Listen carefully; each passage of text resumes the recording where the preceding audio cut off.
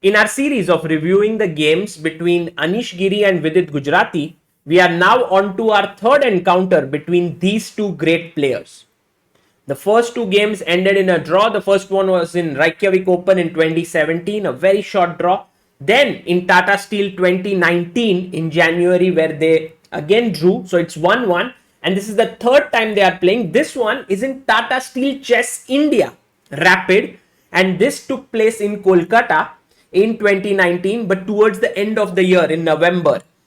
And what a game this is. I just hope that at the ChessBase India Originals, where these two players are going to go up against each other, games like this happens.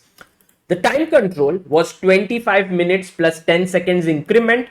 Vidit had the white pieces, Anish Giri black, and it started with d4.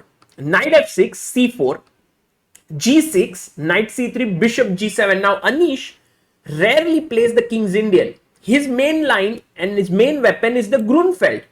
But against Vidit, Vidit knows him so well, and he also knows that Vidit is very well prepared against the Grunfeld. And in order to get a fighting game against Vidit, he goes for bishop g7. And Anish does this often against players whom he knows very well.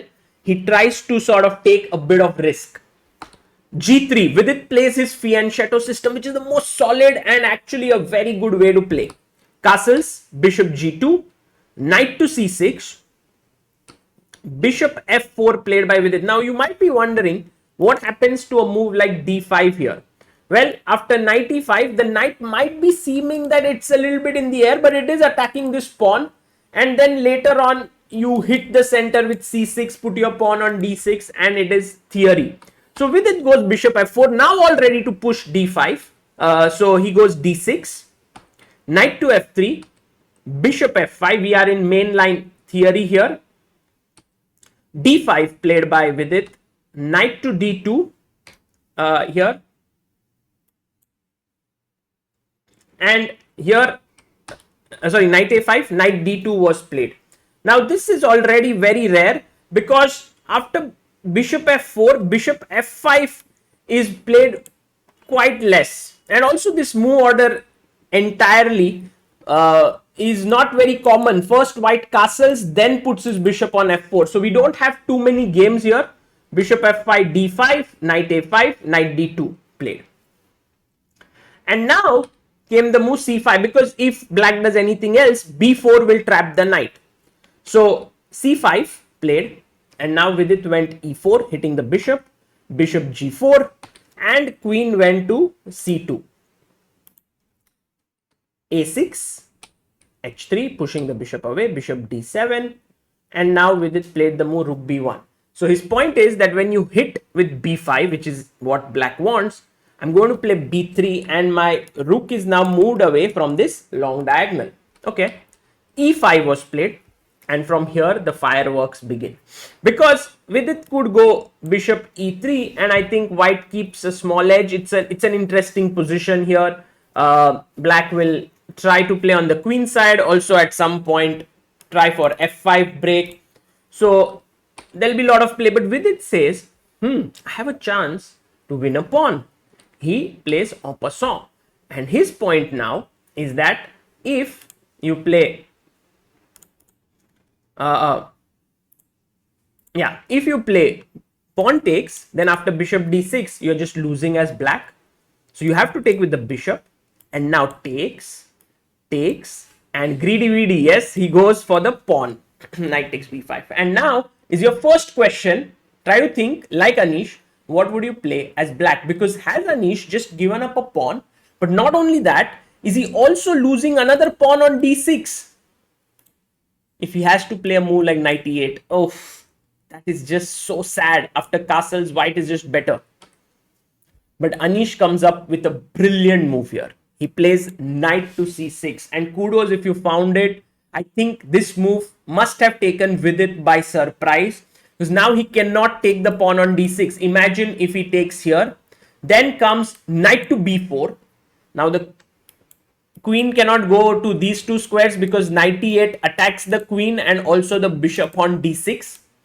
And if you play a move like queen c1, there is knight d3 fork. And if you play something like queen d1, I can still give you a check, and then rook takes a2 coming up.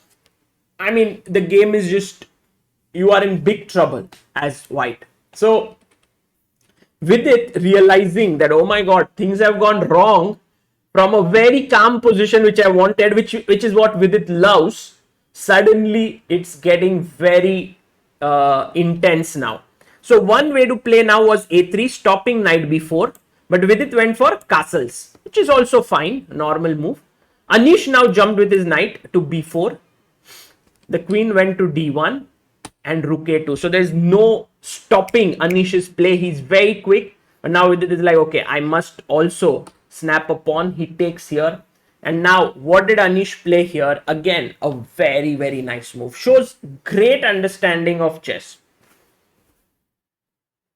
Anish played the move queen to d7. What a move this was. Brilliant move. Brilliant. Because if you play a move like rook e8, there is no time for such moves saving material. Because I'll go knight c4 or I'll go e5, and white is just in control now. Every tempo is important. With queen d7, he's hitting b5. If the knight moves, you'll lose your bishop. And if you take on f8, which seems like the most natural move to do, then after bishop f8, you are losing this knight and this knight both.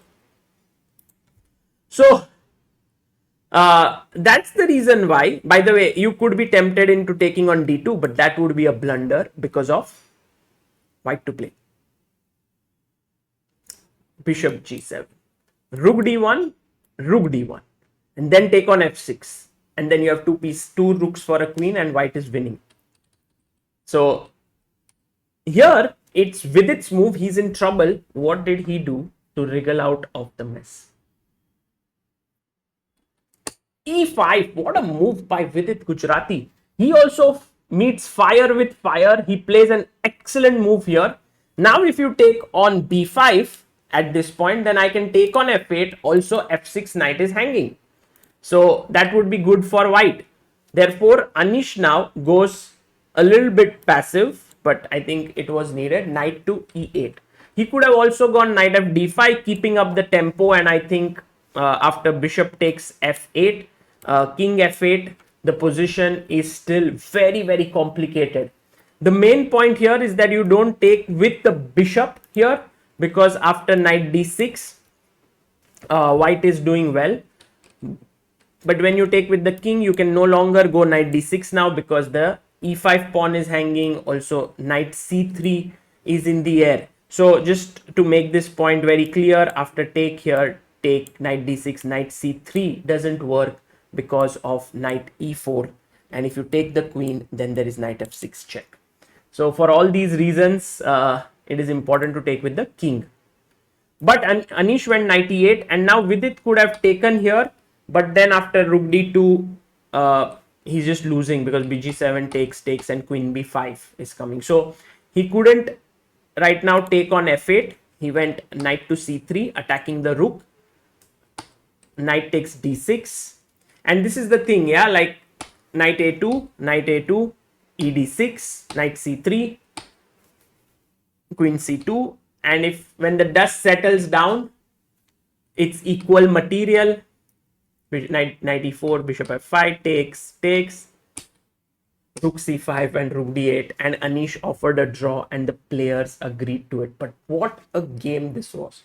What a game. It started off with Vidit going wrong slightly with d takes e6. He felt that he has a lot of, not pawn takes, bishop takes. He thought that he is winning a pawn, but what a move by Anish. First knight c6, then queen d7, and actually Vidit was in big trouble, but then he found the move e5, and that's why I say these two players, they're going to match blow for blow against each other, and it's going to be great fun. By the way, this picture which we have on the screen is taken by Lennart Ootes. It's two different pictures which we have merged together. Great, and this is from Tata Steel Chess India.